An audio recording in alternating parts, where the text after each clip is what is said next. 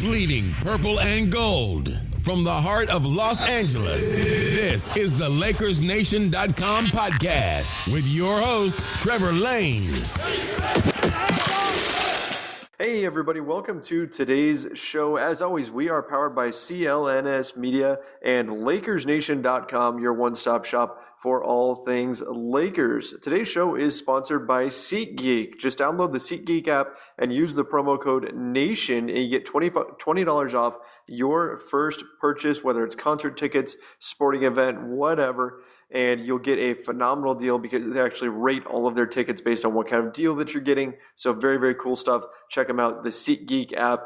Again, that promo code is NATION. Now, the Lakers are on a 2-game winning streak at this point. Thankfully, they've picked up a few wins here, but we also have the trade deadline getting closer. Some rumors are starting to come out. We've got a ton of things to discuss. So Hannah Kulik is joining me from LakersNation.com. Hannah, how are you doing? I'm doing well, Trevor. Thank you so much for having me. I'm so excited. We have this little 2-game win streak. The Lakers they're streaking right now. 5-game win streak at home. They're 6 of their last 8. Things are doing pretty well for us right now. Yeah, I'm so excited about the way the Lakers are playing right now that I forgot to mention that, that listeners need to go to iTunes and make sure they rate, review, and subscribe to this show. So don't forget to do that, guys. But yeah, the Lakers are on this great streak, 5 straight games at home. And the fact that the last 2 wins have been without Lonzo Ball have been particularly impressive. Hannah, how are they doing this? Well, obviously it's one of my main man, Jordan Clarkson. He's just been going on a tear these last 2 games, which I'm very happy for him because, obviously he's one of my favorite Lakers and he's been since we got him a few years ago. But it's just nice to see him have a nice 2 games just with all the rumors and, even, regardless of what they say, he's been really kind of stressed and it's really annoying to have to deal with all the rumors as a player and to see him be able to come out and, kind of take a hold of this team and kind of be the main man these last 2 games has been really nice. Yeah, and you know what? Let's dig into Jordan Clarkson in just a minute here. Because I do want to spend a lot of time talking about him. But first, Lonzo Ball. It looks like he might be kind of iffy for this upcoming 5-game road trip, which means he's not going to be playing in a few nights when the Lakers take on the Boston Celtics. So, of course, that's a bummer. And then he could be out for that entire road trip because he's got that sprained knee. Are you having any concerns at all about maybe Lonzo getting that kind of injury-prone label? Yeah, it's definitely a little concerning because, a guy who's so young like Lonzo, it's definitely frustrating when he's, had these injuries because I feel like he'll come back and, he'll start to get his groove back and the Lakers as a team will start to, gain some momentum and then he gets injured again and it just kind of messes everything up. But I think that is why these last 2 wins have been so important for the team, especially just for their whole morale because like we saw last time with Lonzo's injury, we went on that, 9-game losing streak. And I think it gave the Lakers that mentality that, listen, we don't even have a chance without Lonzo, so why should we even come out and try? But now that they've been able to win these last 2 without him, they've been able to do it, pretty nicely and excitingly, I think that's something that has been the most exciting for me with these last 2 wins for sure. Definitely, yeah. Jordan Clarkson, as we talked about, has been amazing. This has been like throwback Jordan Clarkson. Actually, you know what? This is the Jordan Clarkson that a lot of people thought we would be seeing right now when he was a rookie, right? When he burst onto the scene as a rookie, he was first-team All-NBA. Everybody thought he was the Lakers' point guard of the future. He was just tearing it up.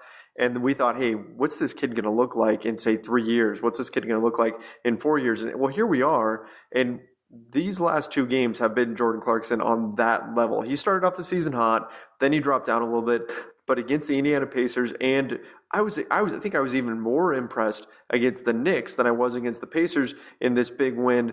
He looked really good, and Hannah, I'll tell you what I was really impressed by. His shooting was amazing, right? His efficiency around the basket was great, but what stood out to me was not the scoring, it was the passing that we saw against the Knicks. That was just, that was throwback Jordan Clarkson to back when he was a point guard, 10 assists in this game, and some of the passes that he was throwing, particularly one, Brandon Ingram made a baseline cut, and Clarkson just hit him perfectly in stride. It may have even been a look-away pass. Stuff that we haven't seen from him in some time. Yeah, no, Jordan Clarkson was on a tear tonight. I mean, the 29 points is obviously great, but like you said, the 10 assists, and that's something that I really like to see from him because again, I think Jordan Clarkson gets a lot of slack sometimes for people who don't like him because they say he can be kind of a ball hog. Well, look, tonight he had 10 assists, and I think the biggest reason these last two games that he's been able to do this is because he's been getting the minutes. The problem with Clarkson this season is I feel like his minutes have been so inconsistent, and it's really hard to kind of come into a game and get your groove when you're only playing a few minutes at a time. But when you're getting the minutes and you're going into the game with a mentality like, listen, I'm going to have a ton of minutes tonight, I think that gives him the confidence going into the game. Yeah, it's kind of a chicken and egg situation, isn't it? Because Luke Walton tends to dole out minutes based on merit, which isn't necessarily a bad thing. Whoever really has it going in a game is going to get the more minutes. So in this game against the Knicks, Clarkson played 38 minutes because he really had it going. Then other nights he doesn't play so many. So it's kind of a tough spot because he has to play well in order to get the minutes, but then maybe he needs the minutes in order to play well. Right, so it's just up to him to kind of adapt and figure all that out. Now, I saw a ton of people talking about this online during the game and after, asking about because, well, here Julius Randle was amazing as well. I mean, Randle and Clarkson just paced the team in this game. Randle 27 points, 12 boards, 5 assists, 1 steal. He was a monster. Played 37 minutes. So people were asking, does this change their value heading into the trade deadline? The fact that Randle and Clarkson have been playing so well, does that change anything, do you think? Well, listen, my thought process for the whole trades were I don't want to trade Jordan Clarkson and Randall unless we are getting someone that's going to be our future. And I've said that, just for, people have asked me on Twitter, people have asked, through the podcast and stuff as well. I don't really even want to trade them. I never wanted to trade them, but especially after these last two games, it makes you kind of second guess things a little bit, and you don't want to trade these guys unless you are getting something for them. You definitely don't want to just dump them. And that's been my opinion this whole time. But I think people are starting to really see that with, especially tonight from Randall too, but just from these last couple of games. Yeah, when you look at the performance these guys have had, you can't really justify just putting them in a salary dump, right? You can't just say, okay, trade them for an expiring contract and we're all good. I don't think they're in that category, but I think I also have to, people were saying, oh, Jordan Clarkson's value must be through the roof now. I don't know. I don't know that opposing teams look at a 2-game stretch where he blows up and say, oh, well, clearly we have to pay more for him now. I think people understand that Clarkson can be a bit of a streaky player and that Julius Randle can blow up from time to time, but they're also going to have those lulls. And so just like I don't think his value took a huge hit when he wasn't shooting all that well in December, and people were saying, oh, they should have traded him back in November when he was hot. I think that teams understand that there's ups and downs with the season. So to everybody out there that's saying, oh, his value must be through the roof now, not really. I don't think that's the case. I don't think that's how NBA teams and personnel look at things. But to your point, Hannah, still, there is a lot of reason to hang on to these guys, to hang on to them and stand pat through the trade deadline, especially for a team that doesn't have a draft pick to play for, right? There's no point in tanking anymore, right? Oh yeah, no, and the fact of the matter is that I just truly believe that these guys, all of the guys on the team, maybe besides KCP, Lopez, just because we don't have the plans on having them next season, but all of these young guys, I just really feel like they've worked so hard that they deserve to finish the season out together and then just see what happens after that. But that's just how I feel. Yeah, it's tough on the players to feel like the players are going to be super excited when the trade deadline is come and gone. Oh yeah. If they're all in place, because then they have some certainty. But yeah, it's not easy to just trade a guy and then keep the team rolling and keep the team moving forward. Chemistry is a real thing. So if anything, I think more than this impacting, say, Clarkson's trade value or Randall's trade value or any of that, I think maybe this affects the way the Lakers will think about the trade deadline. If, let's see, the next few games without Lonzo, I just had the schedule pulled up and let me find it once again here. So the next 5 games, well, here against the Boston Celtics, they're at home on Tuesday, but then the 5-game road trip that Lonzo may miss the entire thing at Chicago, at Toronto, at Orlando, at Brooklyn, at OKC. And none of those games are on back-to-backs. I see some definite winnable games. There's some tough ones in there, Toronto, of course, and OKC, but those other games I think are definitely winnable. So if the Lakers can go through that stretch, which will take them through February 4th. Now the trade deadline is, of course, February 8th, and then Tuesday, February 6th, they come home and they play Phoenix. So there's a decent chance for them to pick up a few more wins here and rise up in the standings. To give everybody just a recap on where they're at in the standings right now, if the season, what's that? Oh yeah, I was going to say that we're 17 and 29 right now, but right, 17 and 29, and in terms of the rest of the league right now, they are in. Let's see, they're in 24th place in terms of the entire league right now. So if we're worried about what pick is going to be sent to the Philadelphia 76ers or Boston Celtics, right now, if everything stood pat, they'd be sending the 7th pick. But they're within one win of the Nets and the Bulls, both teams that they play. And then they are right there as well with the Charlotte Hornets, who they don't play, but they could easily pass. The Utah Jazz are only up 2 games in the win column on them, so they could actually jump up a number of spots. They could be sitting in that 11th spot, maybe even 12th, depending on how quickly they rise up. So by the time the trade deadline comes around, this team could be in a very different situation than they are right now. I guess that's the point that I'm getting at. And perhaps that will influence the team to maybe hang on to this group that they have right now, at least through the deadline, and then make their moves over the summer. Do you think that would be a good idea, Hannah? I'm sorry that was such a long explanation of kind of where we're at.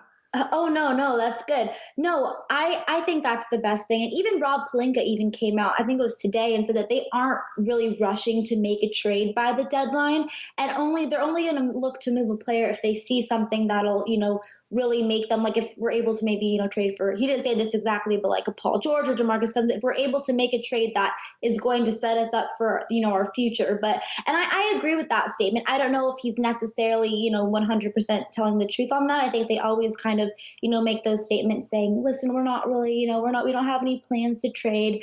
But I really don't think that they should look to move any players. I just think it's going to really disrupt the whole team and the whole chemistry. And I just don't think it's necessary.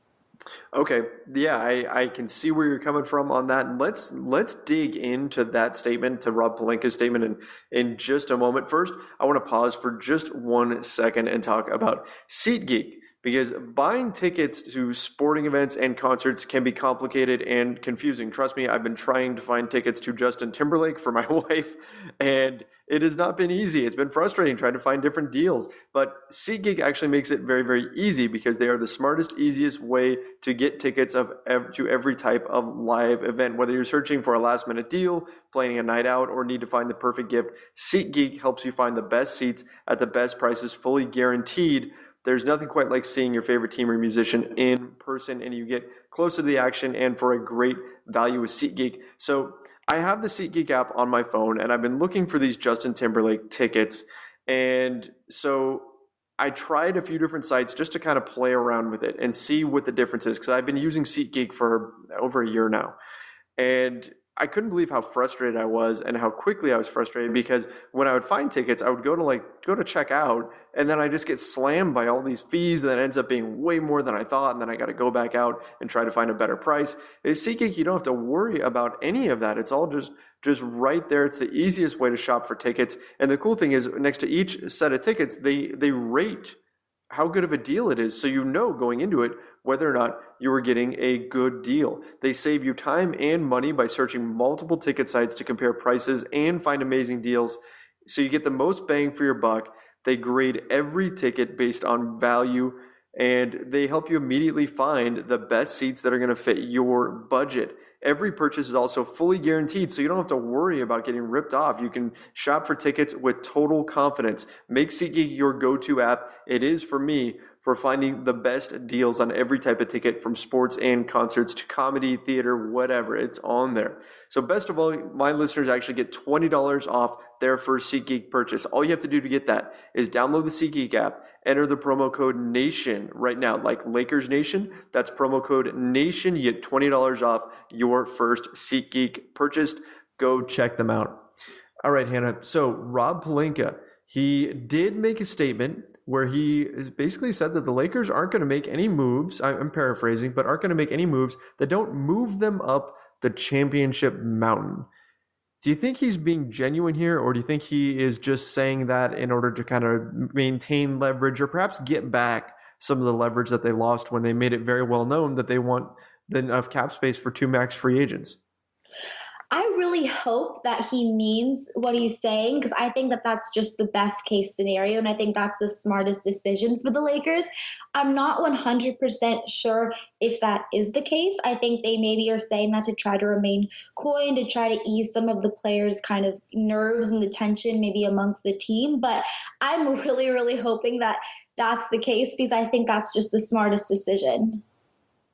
Right. If they keep this team and they're able to build some chemistry, then maybe they end up bringing back some of these players. I mean, Pelinka did talk a little bit about how they can use their cap space. This was in an interview on Spectrum Sportsnet. He mentioned that they can use their cap space in a lot of ways. And in the past, they've said, hey, we've got all this cap space. We're going to go hunting after max free agents. And now they're kind of backing off that. He even said we could use our cap space to bring back our own players. How much do you think fans would freak out if the Lakers just stayed the course, went into the summer, and then re-signed this entire team and brought them all back next year? Oh, I think fans would completely lose it, which is why I understand when Magic Johnson and Rob Pelinka said over this past summer, they said, listen, next summer we're going full force. And I don't think that they necessarily should have said that, because I think, let's say this become this summer and we aren't able to sign LeBron James or DeMarcus Cousins or Paul George. I think that they've set expectations so high for the fans that the fans are just going to be extremely disappointed. So I think maybe they should have kept things a little bit more coy, maybe said, we're going to try, we're going to ride it out with this team this year, and then we'll see what happens next summer, but we're not making any promises. We have confidence in our guys that we have currently right now.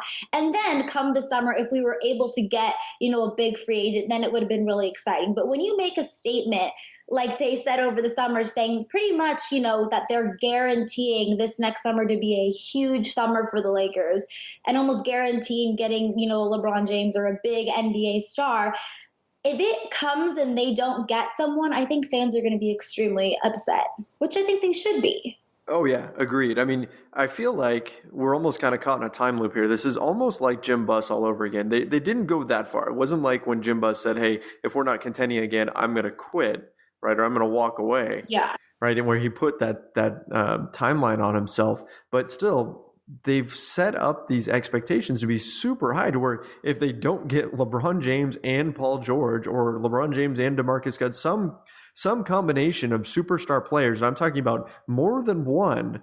We're talking about 2 max superstar players, and there's only 3 available this summer by my book, and that's Cousins and James and George. If they don't get 2 of those 3, fans are going to be disappointed because that's what they've been told. I think the message from day one should have been, hey, we're going to use this cap space smartly. We're going to spend if it's prudent to spend it at this time, and if not, we'll look to make other moves with it. There are a lot of things you can do with cap space, especially when there's not going to be much room around the league. I think a much more conservative approach was necessary there, and instead these expectations are sky high.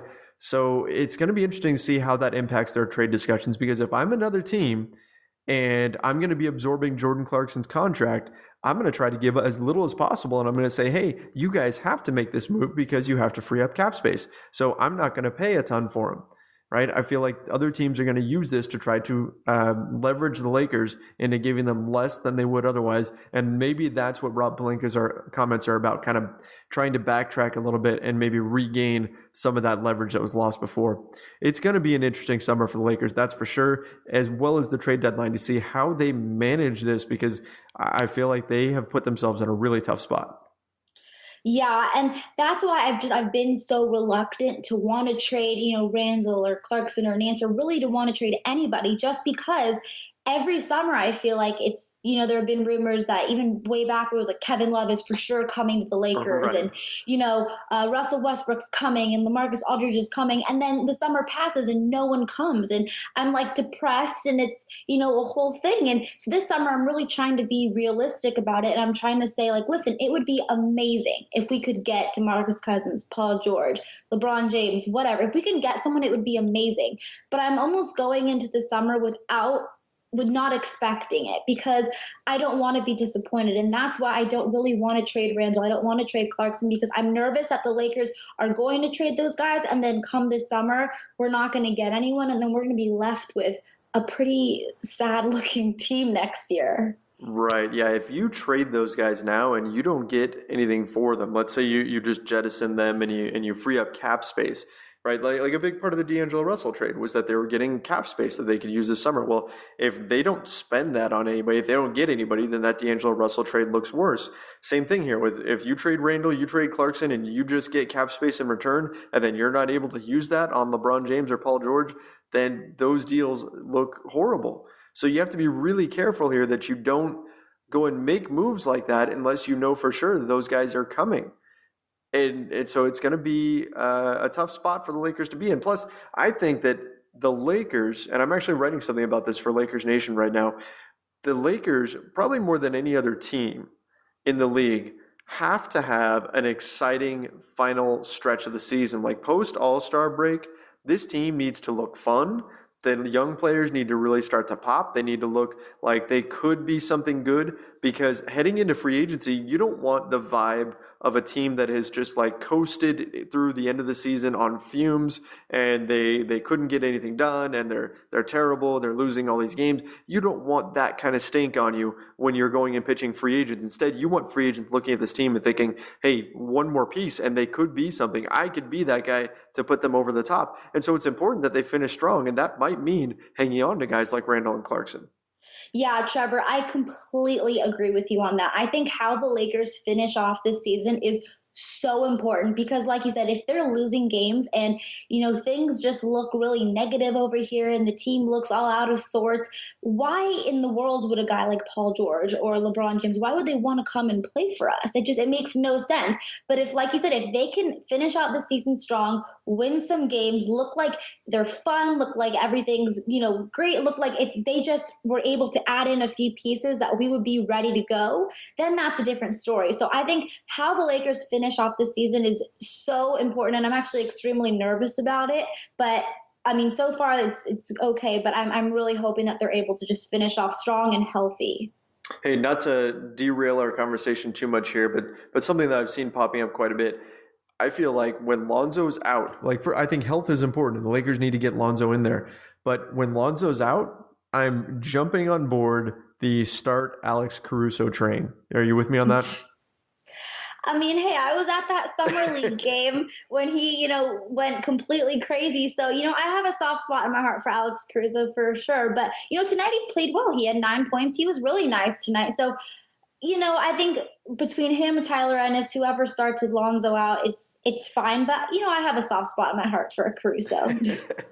I think he's been better than Ennis. I think that's, maybe that's a low bar to clear, but yeah, I mean, I'm on the start Alex Caruso train here. So you know what? Let's switch gears here a little bit, because let's talk about some actual trade rumors. I know that we just said, hey, the Lakers may be better off just kind of staying pat at the trade deadline, but I still just have this feeling like, even if it's something not major, maybe Randall stays, maybe Clarkson stays, maybe, I feel like something may happen here. So there's some trade rumors that have come out, and they're going to become more and more frequent as we get closer to the trade deadline, which is February 8th. So it's coming up in about 2.5 weeks. I'm kind of in a trade mood anyway, because my LA Galaxy just pulled off a big trade. They traded Giassi Zardes and $400,000 in allocation money for Ola Kamara, which is a huge trade to the Columbus Crew. Those of you guys who love soccer know what I'm talking about. Those of you who don't are probably just shaking your head and hoping I get back to basketball. But nevertheless, there are some NBA rumors that have come out. And one of them that I thought was really interesting is that Charlotte has put Kemba Walker, point guard, on the trade block. And I mean, I don't know. I don't see the fit with the Lakers because Lonzo Ball is there. But then at the same time, Kemba is so talented. Could you imagine a scenario where the Lakers went after him? Yeah, this was interesting because obviously Kemba Walker is, he's an all-star point guard. He's a great player. But like you said, I don't really see him wanting to come and play, off the bench to Lonzo Ball. And I don't really see the Lakers going out and, spending money and getting a big point guard because we have Lonzo. With that being said, I mean, if the Lakers are concerned that Lonzo Ball isn't going to be able to stay healthy, then possibly. But I don't think it's all that realistic. Right. I mean, I could see a scenario where they run Lonzo and Kemba in a two-guard system, and that could potentially work. But here's the thing, and I think this is where any potential deal would actually die. All right. The Hornets are rumored to want to have, in order to trade Kemba Walker, who's on a phenomenal contract. He's making $12 million this year, $12 million next year. So that's a wonderful contract, right? He is grossly underpaid. He's much better than that.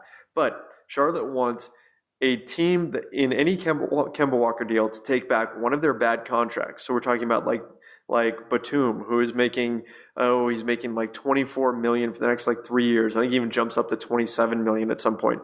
So that's a lot of money.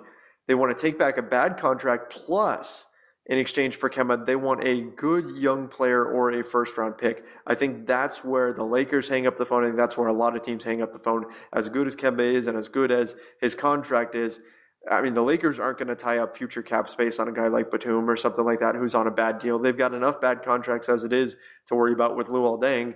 Plus, you've got to give up a young player or a first-round. So absorb a big contract, plus give up, say, Larry Nance, or maybe they would ask for Kyle Kuzma or somebody like that just to get Kemba Walker. I don't do that deal. I'm assuming you probably wouldn't either, Hannah. No, Kyle Kuzma is untouchable. We're just gonna put him. We're gonna put him away. We're gonna lock away the key. He's not allowed anything. He only played 10 minutes tonight, though. I know, but he jammed his hand though. I think he's kind of having a little bit of an injury. But he got 15 points in those 10 minutes, so he was pretty good. He got 15 points tonight? Yeah, he had 15 points. He had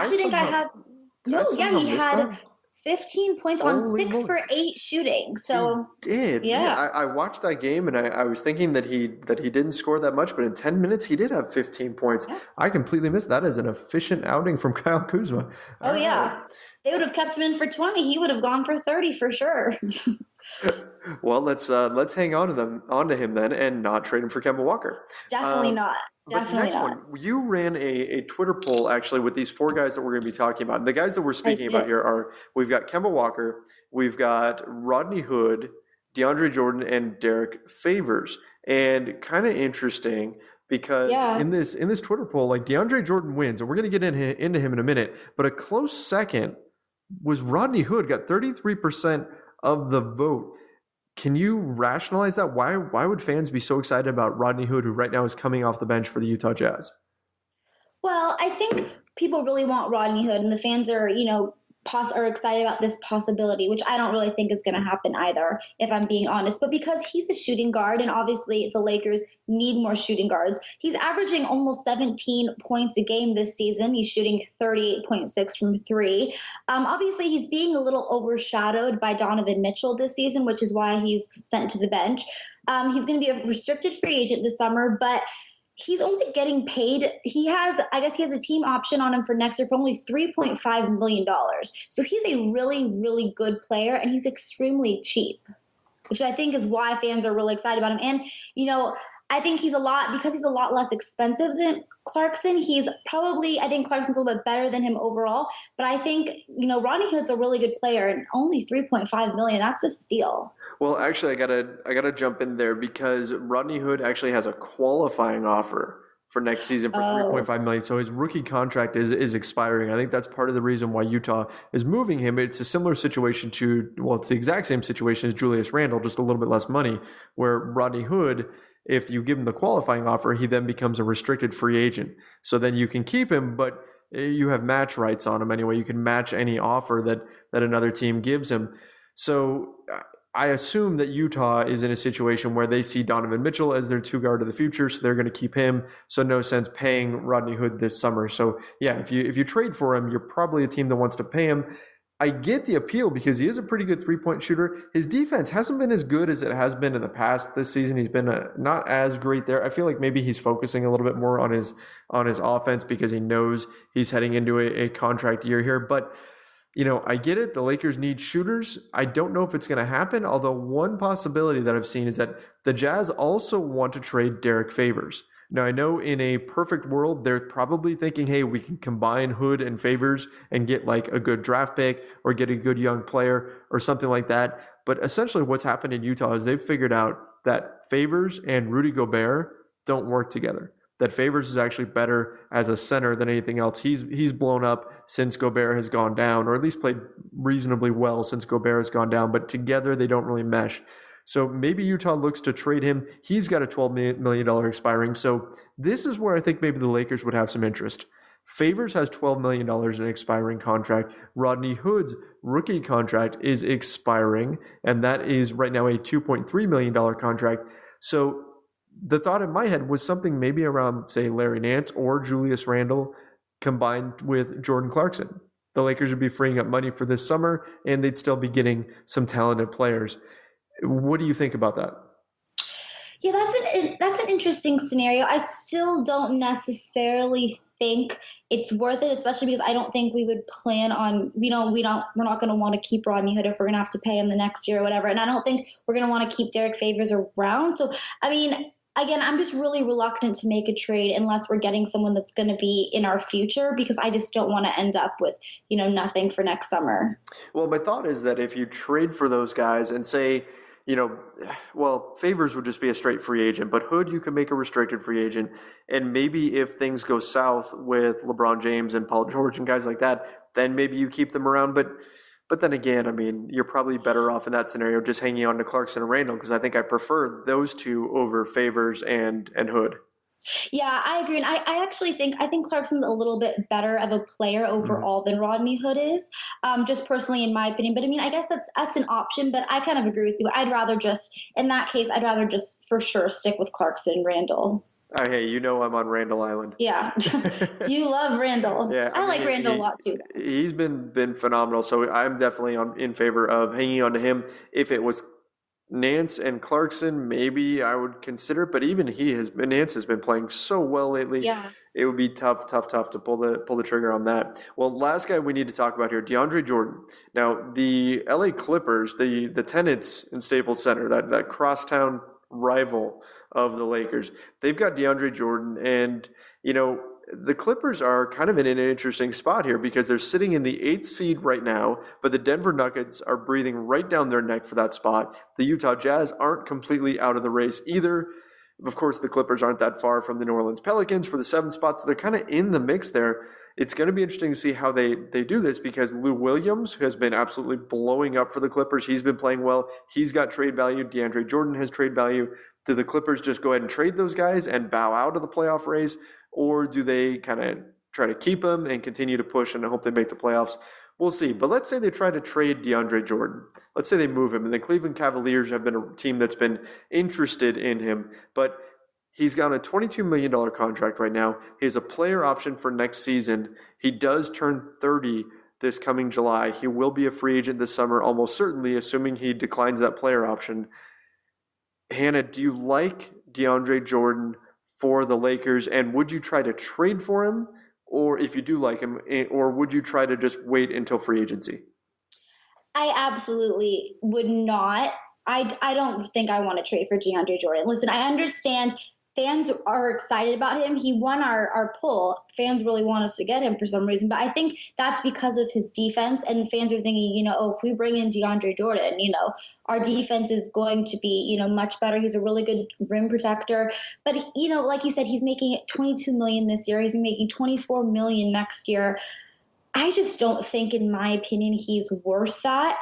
I kind of would rather have a center that can stretch the floor, hit outside shots, and that's just not DeAndre Jordan's game. I understand for defensive purposes, he could definitely make us much better, but I just don't think he would really be adding that much to the team to be paying him that much. And if we do bring him in, then we can pretty much kiss getting, LeBron James or Paul George goodbye. Well, I mean, he's got a player option for next season that he probably declined. So even that $24 million, he's probably looking for a raise off of that. His max is actually going to be about the $35 million that LeBron James could get. I don't know that he gets that, but he could. So, I mean, he's probably going to hit free agency. You're probably going to pay him a lot. You're right. I don't know that he's the guy that gets you LeBron, right? I mean, or Paul George. If you're one of those guys, is DeAndre Jordan enough to make you say, hey, I'm going to go join the Lakers? I don't know. I mean, if say Paul George signs, that might get LeBron's attention. That might get LeBron to go, hey, man, it'd be cool to go play with that guy. I don't know that DeAndre Jordan has that kind of pull. Certainly LeBron does, but I don't feel like DeAndre Jordan has that. Oh, no, definitely not. And I mean, not to discredit DeAndre Jordan, he's a good player, but I mean, he played alongside Blake Griffin, Chris Paul, and they never, got that far in the playoffs. So I don't think he's the guy that's going to, come to LA and want to make LeBron James or anyone come. He's definitely not that kind of guy. He's a good player, but he's just not that good, in my opinion. A few concerns here. I mean, he's a great defender, at least a great rim protector, but he does turn 30 in July. He relies on his athleticism a lot for his value on the court. And so you got to wonder, if you sign this guy to a long-term deal, is it going to look bad towards the end of that contract? He's picked up a few nicks here and there this season where he's been injured. He's got an injured ankle right now, even though he's been really, really healthy throughout most of his career. So you kind of got to wonder if you'd be getting the downside of his production. So yeah, I'm with you. I don't think you go after DeAndre Jordan. I don't think you worry about trading for him or anything like that, because here's another factor. What's the point in trading for him, right? Like, if you go out and you trade for, let's say the Lakers pull off a trade for Paul George right now, and they have to give up assets to do it and everything. Well, the benefit is you've got Paul George in-house for the next 3 months. You can show him until the season ends. You can show him what it's like living in LA. I mean, he knows what it's like. He grew up here, but you can show him what it's like playing for the Lakers, bring him into the organization, show him around so he knows what it means to win as a Laker and get into this culture.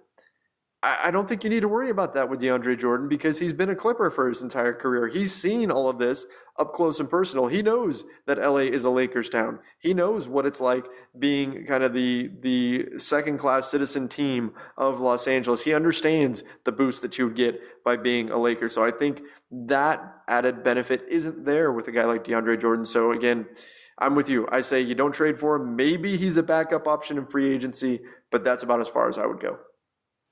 Yeah, I agree. And, in my opinion, I don't think any of these guys are really guys that we should go after hard. I mean, I can understand, Kemba Walker is a good player, but I just don't think that's a realistic, thing for us at the moment. I think that it's just best if we just ride out this season with our guys, and hopefully we're able to finish the season out strong, and then hopefully come this summer, I'm keeping my fingers crossed, we're able to get Paul George, LeBron, someone to come over. But I think right now we really just need to try to be patient and not rush into anything. Right. And as we said, the trade deadline is coming up in about 2.5 weeks, so we'll see what the Lakers do. But there's going to be a ton of rumors coming out between now and then. These 4 names that we've got right now that are on the trade block, of course, Larry Nance Jr., Julius Randle, and Jordan Clarkson are also on the trade block, we've heard. But those 4 names, expect that list to grow a lot. There's going to be a lot more names that we're going to hear as we get closer to the deadline. So just kind of be prepared for it, Lakers Nation. Buckle in, because things are going to get exciting here. Even if nothing happens, you're going to be hearing all kinds of rumors out there about what the Lakers may or may not be doing and guys that might be available. Whether or not they pull the trigger, we'll see. Last week, I think I said that I think they do. I still feel like maybe something happens, but I'm starting to feel more to lean towards the side that they maybe they just stick it out with this group. Yeah, if I had to guess, I would say I don't think anything is going to happen. That doesn't mean that there aren't going to be a ton of rumors and it's going to be super, so much drama, but I don't think anyone's going to be traded. Don't quote me on it, but it's just my feeling. It's not official, but Hannah says they're probably not going to be a trade. But don't quote her. Don't quote me unless I'm right. There we go. Hey, if it turns out they don't trade anybody, we'll go back to this show and we'll say, look, see, Hannah was right. Yep, my psychic abilities. All right. Well, I think that's a pretty good place to wrap things up here. Hannah, thanks so much for hopping on here and discussing all this craziness. And hopefully the Lakers continue the win streak, because wouldn't it be awesome to pick up a win over those Boston Celtics?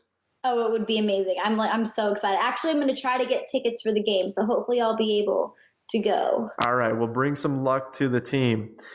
That's going to wrap things up for today, guys. Don't forget, go download that SeatGeek app. Use the promo code NATION. Get $20 off your tickets. Heck, if you want to go to the Boston Celtics game, that would be a great one to go. Use that SeatGeek app for. Find out whether or not you're getting a good deal, and why not get $20 off while you're at it? Again, just use that promo code NATION. So we'll be back with another show next Monday, and any breaking news in between now and then, we'll make sure that we discuss it on the Lakers Nation newsfeed, which is our quick hitter podcast. We bring you all the the latest Lakers news in 15 minutes or less. So be on the lookout for that one. And of course, go to LakersNation.com for in-depth analysis of everything going on in the world of the Los Angeles Lakers. My name's Trevor Lane. This has been the Lakers Nation podcast. See ya.